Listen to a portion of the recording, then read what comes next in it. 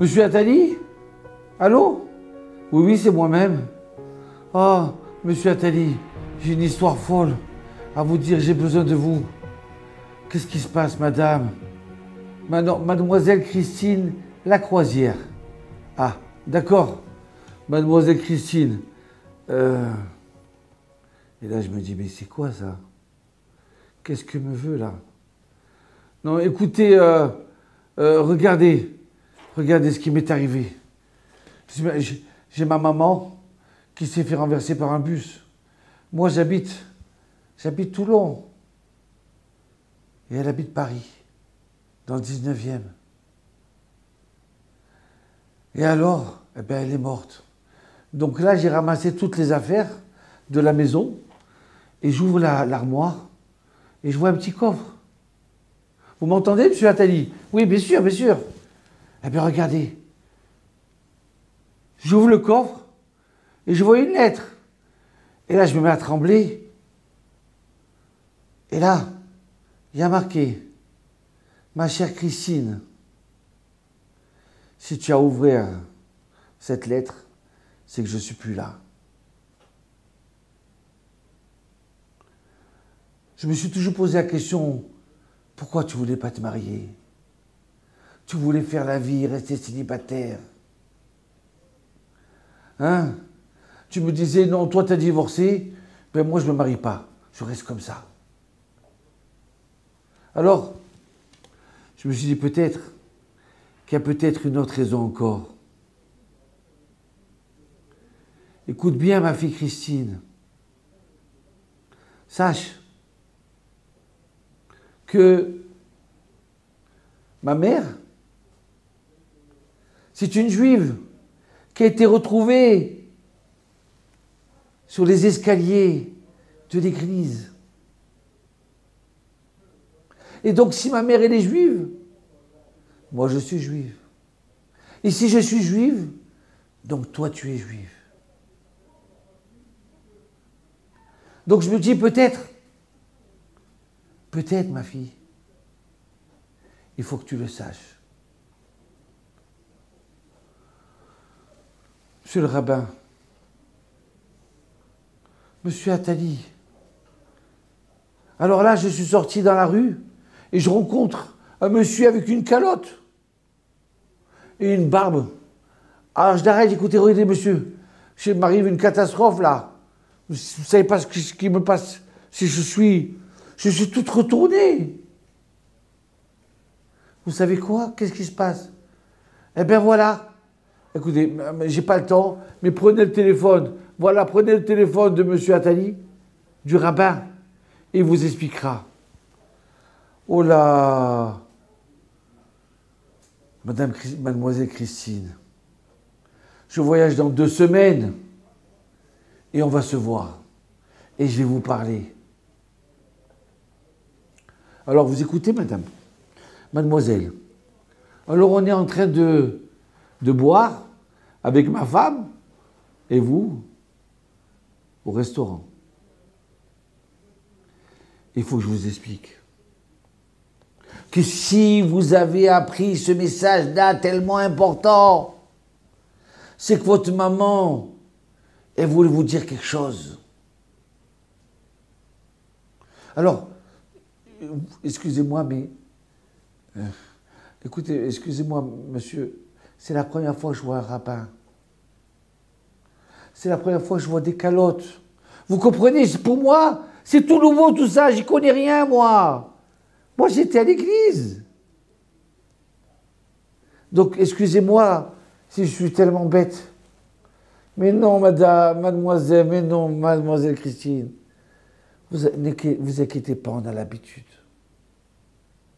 Vous savez, la semaine prochaine, c'est la fête de Pâques des Juifs. Écoutez-moi bien, quelques minutes. Et la fête de Pâques des Juifs, Dieu, il a sorti le peuple hébreu d'Égypte, d'esclavage. Et donc, on doit raconter un livre qui s'appelle la Haggadah, ce soir de Pâques juive. Vous comprenez? Le livre s'appelle la Haggadah, raconter. tu raconteras à ton fils. Et dans la Haggadah, il y a 4 sortes d'enfants. Vous avez le sage, vous avez l'enfant qui pose des questions, qui est intéressé, il a soif de savoir, il veut avancer, il ne veut pas perdre le train, il ne veut pas rater le train. Vous avez le méchant qui chaque fois dit mais et pourquoi on mange ça? Et à quoi ça sert d'être juif? Et à quoi ça sert? Ça c'est le méchant. Et puis après vous avez l'enfant qui lui il dit c'est quoi ça? Il pose des questions mais il ne sait même plus ce que c'est. Et vous avez le 4e enfant qui lui regarde comme ça en apathie. Alors on doit lui expliquer, tu sais, ça c'est la matzah. Il ne pose même plus de questions. C'est un mort-vivant. Alors j'ai eu une histoire sympathique. Regardez. Au début, vous avez le sage, celui qui est proche du judaïsme. Et son fils, il se révolte.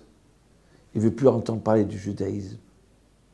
Mais il est là au soir du Seder. Donc il pose des questions. À quoi ça sert? À quoi ça sert la Pâque juive? Et puis ce fils-là, il a un fils aussi. Il a un fils qui, lui, il vient et dit « Mais c'est quoi ça? On est le soir de la Pâque juive. C'est quoi ce pain azim? Et c'est quoi être baptisé à la circoncision ?» Donc il pose des questions, mais il ne connaît plus rien. Encore le méchant, il était encore dans le système. Lui, il ne connaît plus rien. Alors il pose des questions. Et ce fils-là, il a aussi un fils, 20 ans après.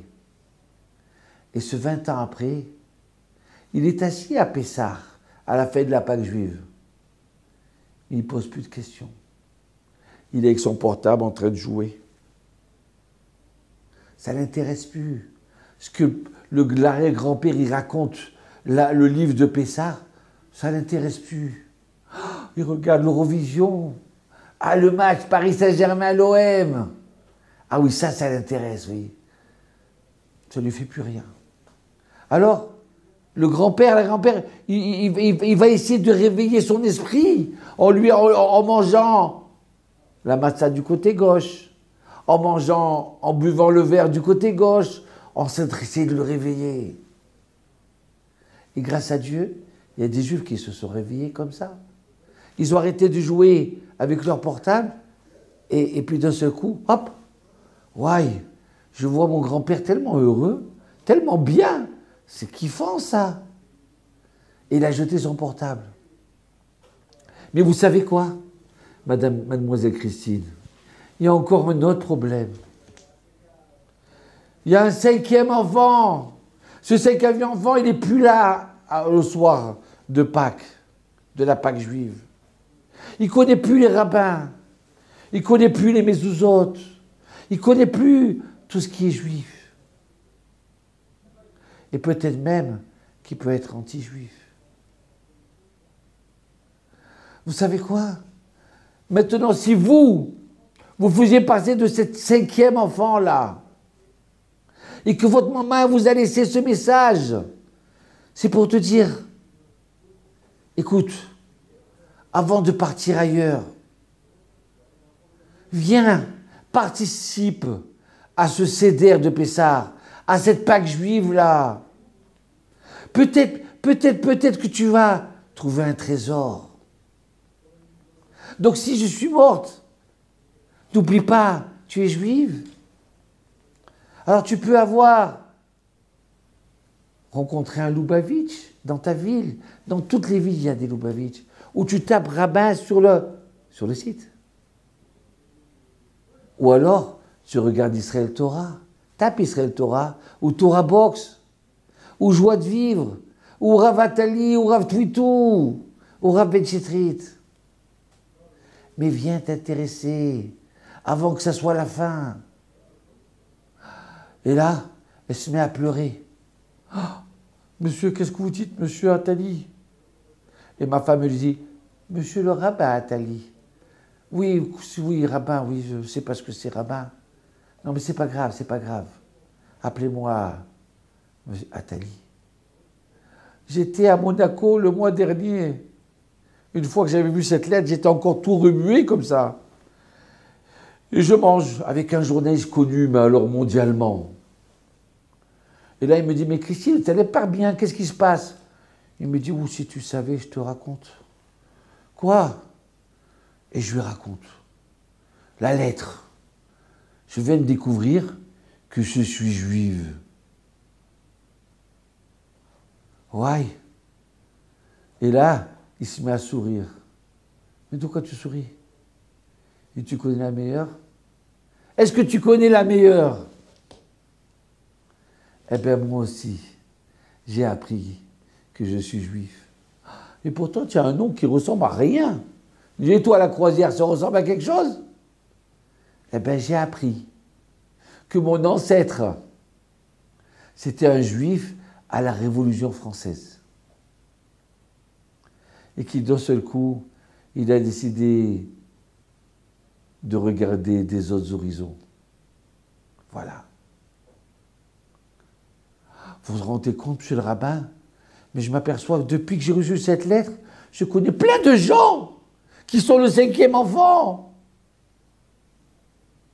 qui peuvent effacer tout ça, perdre tout ça. Alors, par les mariages, ou même sans mariage, je peux mourir, ça y est, et c'est terminé, on ne parle plus de moi. Donc, monsieur le rabbin, alors écoutez bien, mademoiselle Christine, si je peux me permettre, je peux vous donner juste un prénom. Je vais vous appeler Sarah.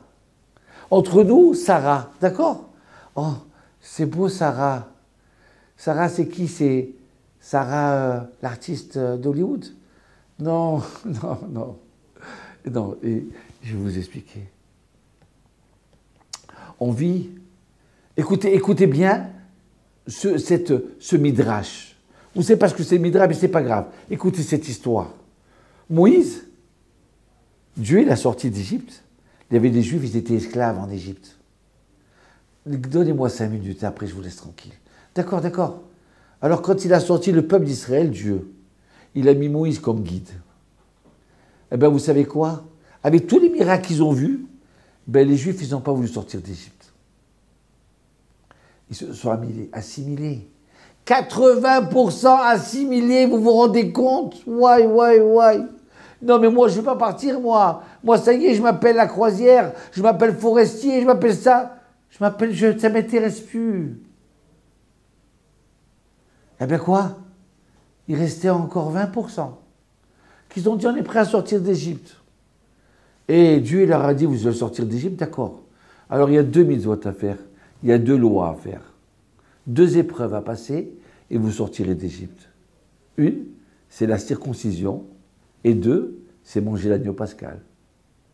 Ah ouais, sympa, l'agneau pascal, oui, manger, oui, moi j'aime manger, j'aime même m'asseoir avec d'autres, parce que, vous savez, quand on mange chez les Juifs, on mange bien. Hein. Alors oui, ça je suis d'accord. Mais la circoncision, non, pas question. Non, on ne fait pas la circoncision. On ne fera pas le baptême. Et là, Moshe, il a un problème. Ils ne veulent pas faire. Il y a juste quelques Juifs qui sont prêts à faire la circoncision, le reste, ils ne veulent pas. Tellement ils sont loin. Ils ne veulent pas sortir d'Égypte. Et Hachem, Dieu, il dit... Alors regarde, tu vas prendre l'agneau pascal et tu vas le faire griller. Tu vas nous faire des grillades. Et moi, je vais sortir un vent qui sort du paradis, avec des odeurs extraordinaires. Et à ce moment-là, les Juifs, ils étaient là. Mais c'est quoi cette odeur? Mais elle rend fou. Ouais, comme c'est bon, rien que de sentir ça. Ouais, qu'est-ce que c'est? Mais on est drogués. Moïse, vite, donne-nous, c'est quoi cette odeur? Eh bien, c'est de l'agneau pascal. Ah, donne-nous un morceau, je t'en supplie. Je ne peux plus vivre. J'arrive plus à dormir tellement je sens fort. Excusez-moi. Mais pour manger l'agneau pascal, il faut faire la circoncision.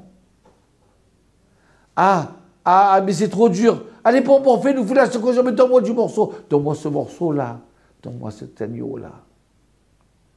Mademoiselle Sarah, vous avez vu combien, il y a 3500 ans, ils étaient loin. C'était ce cinquième enfant qui voulait rien entendre.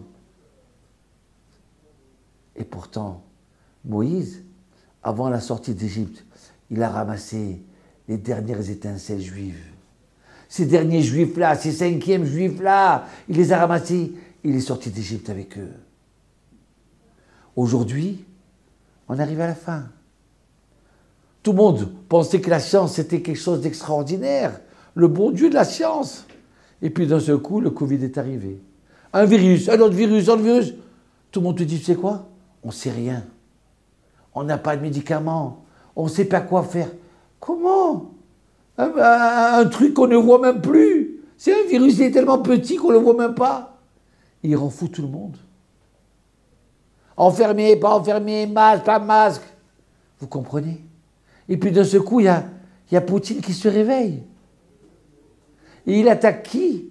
Zelensky. Et le monde entier, on te dit Zelensky, il est juif. Non, mais il n'est pas juif, il est chrétien. Non, mais oui, mais quand même, on demande à Israël de sauver l'Ukraine. Même si moi, je ne suis plus juif. Et pourquoi on nous raconte tout ça? Qu'est-ce que je m'en fiche, moi, que Zelensky, qu'est-ce qu'il est? Et que maintenant, il va à l'église. Vous savez quoi? Celui-là, eh bien, c'est plus le cinquième enfant. Ça y est, c'est terminé. Mais vous êtes encore le cinquième enfant. Vous avez la possibilité de revenir à la maison. Vous avez la possibilité de monter une famille extraordinaire. Écoutez-moi bien. Je suis sûr et certain que si vous avez eu cette chance de savoir que vous êtes encore juive, c'est parce que Dieu, il sait et vous a donné une âme extraordinaire. Donc alors, allez.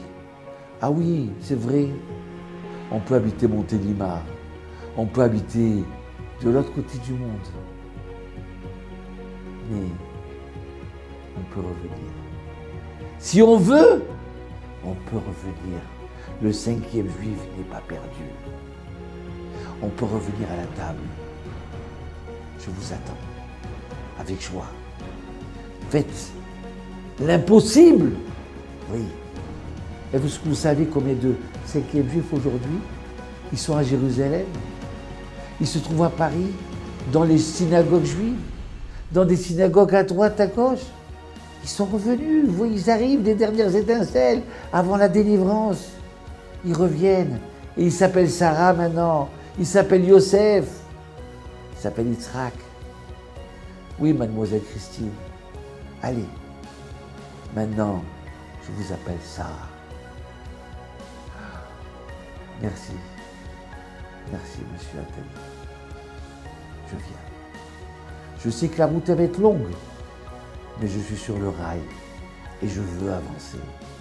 Je veux retourner dans ce peuple-là que vous dites juif que je ne sais pas encore, mais je veux marcher avec vous, avec votre femme, excusez-moi. Merci.